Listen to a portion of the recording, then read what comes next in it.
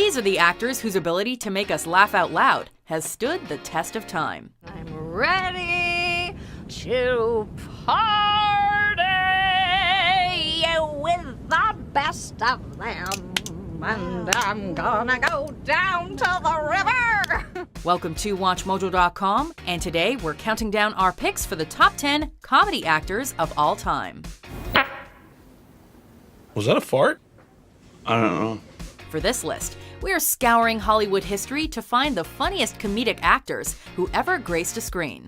We're focusing on performers from both feature films and television, but have decided to exclude talk show hosts and voice actors. The color of this pen is... This is the final part of a series of videos spanning the decades. A flute with no holes is not a flute. And a donut with no hole is a Danish. Number 10, Bill Murray. I'd call that a big yes. While many actors fit comfortably into one particular genre of comedy, this man blurred the lines of laughter and drama with his own expressive style of performing. Bluegrass, Kentucky bluegrass, featherbed bench, and Northern California sensimilla. Born and raised in Chicago in a family of artists, Bill Murray had already established his polished comedic presence on SNL when he was cast as Carl Spackler in Caddyshack. And his success in early 80s classics foreshadowed the future dramedies that would define his career. Oh, Mrs. Crane, you're a little monkey woman, you know that? You're a little monkey woman. You're lean, and you're mean, and you're not too far between either, I bet, are you, huh? With an unequaled ability to improvise, Murray not only brought out the best in his fellow actors, but also kept audiences gasping at his astounding range and talent. There's the Bill Murray way, and then there's everything else. If I get killed, my blood is on your hands. Just don't get it on my shoes, okay? Oh? Number 9, Will Ferrell. I'm really, really good. How good? I've been called the songbird of my generation. Unlike many of the other comedians on this list, Ferrell came to comedy without a background in stand-up, but he definitely didn't need one. No, I live with my ma. Oh. Yeah. You hungry? Hey, Ma! Can we get some meatloaf? Chaz, I think I'm okay. I had a bite right before I came over. Thank you. Here are the facts. Will Ferrell was the #1 reason to watch Saturday Night Live until 2002, because he was capable of making almost any cast member break character with his impressions, original characters, and general crazy antics. I gotta have more cowbell. Don't blow this for us, Gene! Could be so selfish, Gene. His first big post-SNL role in Old School has become mythical, and his run of late 2000s films could best be described as a cinematic masterclass for improvisational comics. Frank! Hey, honey! Hey! What the hell are you doing? We're streaking! We're going up through the quad to the gymnasium! He's not your typical method actor, but he devotes himself fully to ridiculously absurd characters. And we love him for it. You are a smelly pirate hooker. You look like a blueberry. Why don't you go back to your home on Whore Island? Number 8, Mel Brooks. Are you crazy? They'll never go for it. And then again, they might. Little red devils, they love toys. May I try one? Please do, sir. Thank you. These things are defective. It's one thing to write and direct legendary 70s films, a few of which are considered some of the funniest movies of all time. It's quite another to consistently steal the show as well. Okay, give us a hand here. All right, sir. Work. Hello, boys. Have a good night's rest. I missed you. Whether it was as Governor William J. Lepetamain in Blazing Saddles or Richard H. Thorndike in High Anxiety, Mel Brooks was a master of farcical scenarios that often had viewers crying from laughter. Come on, we can do it. Loud and annoying. Possibly even better known as a comedy director, his roles were few and far between, but when he did appear on camera, Brooks owned every minute. And that's how you do it in show business. Well, here I go.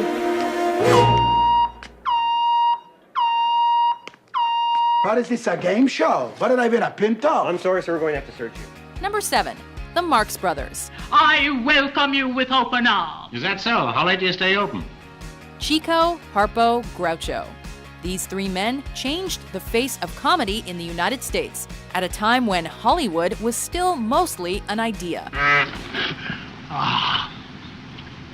Why? Born and raised in the Big Apple to Jewish immigrants, the brothers toured America as a vaudeville act and transitioned from their emphasis on singing to a hysterical focus on comedy. You ought to be ashamed of yourself. Where'd you hear that story? Well, you told it to me. Oh, yes, I remember. Upon commanding the stages of Broadway with their free-form style, You expecting somebody? Yes.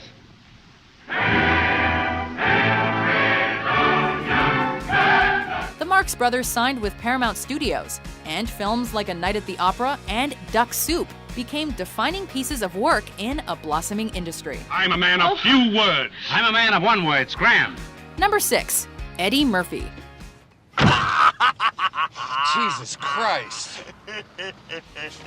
In a time when veteran white actors were displaying their comedic expertise on Saturday Night Live, a teenaged African-American comic from Brooklyn became the shining star.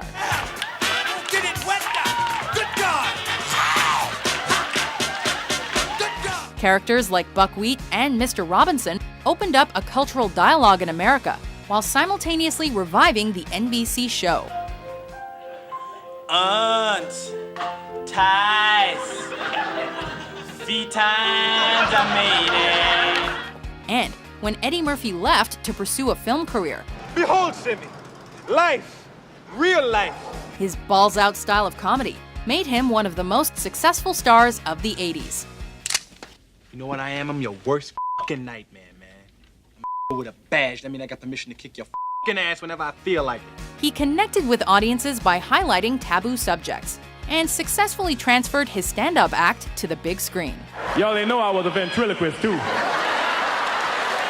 His success would continue through the 90s and 2000s, and he's still a major comedic actor today. It's me in this body. Oh my God, you ate the princess! Can you hear me? Donkey. Listen, keep breathing! No. I'll get you out of there! Number 5. Peter Sellers.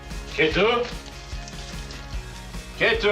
Over 10 years after first appearing in the career-making role of the bumbling Inspector Clouseau in The Pink Panther, Peter Sellers reprised his iconic role twice during the 70s and displayed what it meant to truly be a comedic genius. What sort of stupid question is that? Are you blind?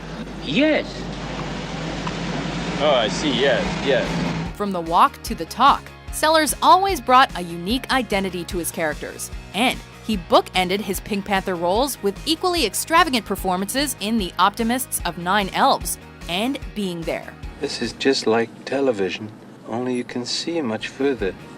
With an uproarious contrast of highbrow characters and lowbrow humor, Sellers found a way to sell every aspect of his performance through extraordinary preparation and a natural gift for comedy. I've seen it done before in a film on television This about a won't hurt hospital. at all. And it did hurt. Number 4. Robin Williams. Hello!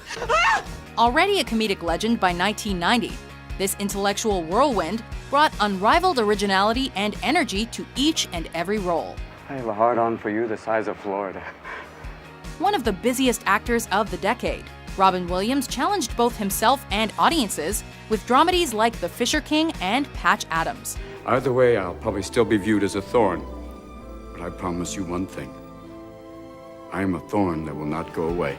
While going all out with pure comedies like Mrs. Doubtfire and The Birdcage. You do an eclectic celebration of the dance. You do Fosse, Fosse, Fosse. You do Martha Graham, Martha Graham, Martha Graham. But it was in 1997 when he teamed up with a couple of aspiring filmmakers by the names of Matt Damon and Ben Affleck that he produced one of the finest performances of the decade. Nail them while they're vulnerable. That's my motto.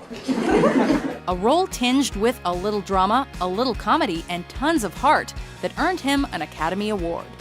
Look at me, son. It's not your fault. Number 3. Buster Keaton.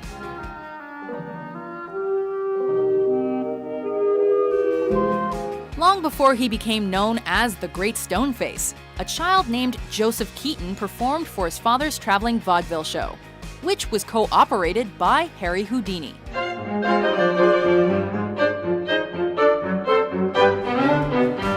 just over 15 years later, a chance encounter with Fatty Arbuckle led the seasoned performer to Hollywood, and the persona of Buster Keaton was born. His directorial innovations were legendary, but his straight-faced brand of humor made him the most famous American comic of his day.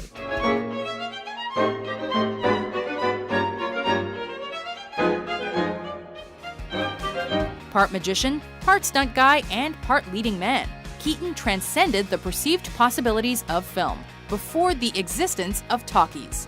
We undoubtedly owe a lot to Buster and his blistering routines.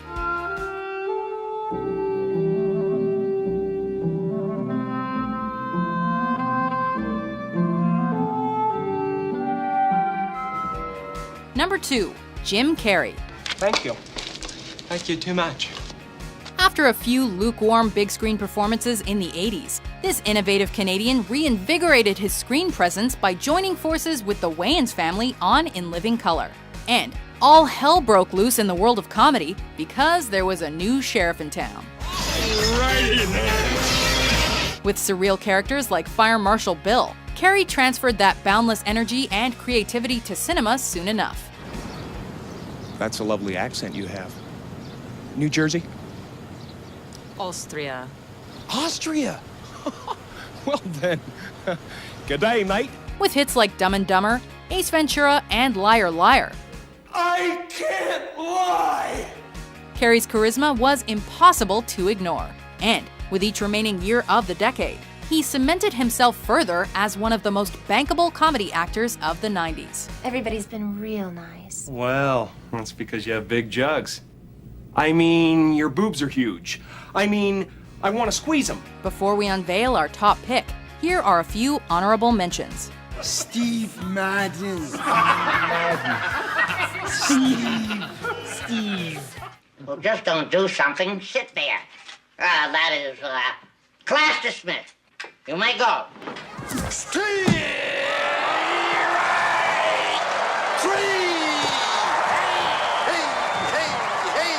Okay, then. We hold the world ransom for $100 billion. And the medic gets out and says, "Oh my God." New guy's in the corner puking his guts out. How can we be expected to teach children to learn how to read if they can't even fit inside the building? Number 1, Charlie Chaplin. In 1913, this man was already a notable British performer when he arrived in America. But nobody knew that he was about to revolutionize the business side of Hollywood and the art of filmmaking.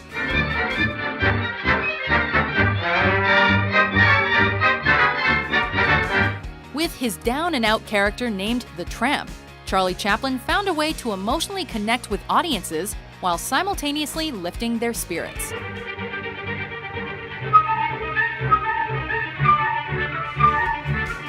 His roles were tinged with vulnerability, and as the years passed, his political consciousness proved just how powerful a muted voice could be.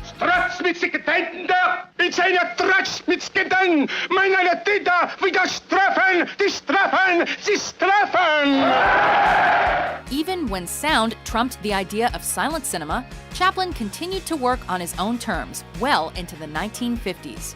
Chaplin is the first, the last, the everything when it comes to modern comedy.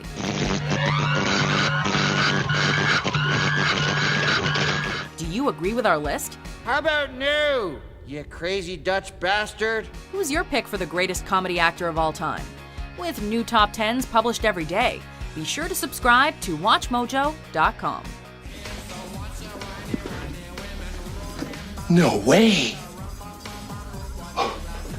That's great!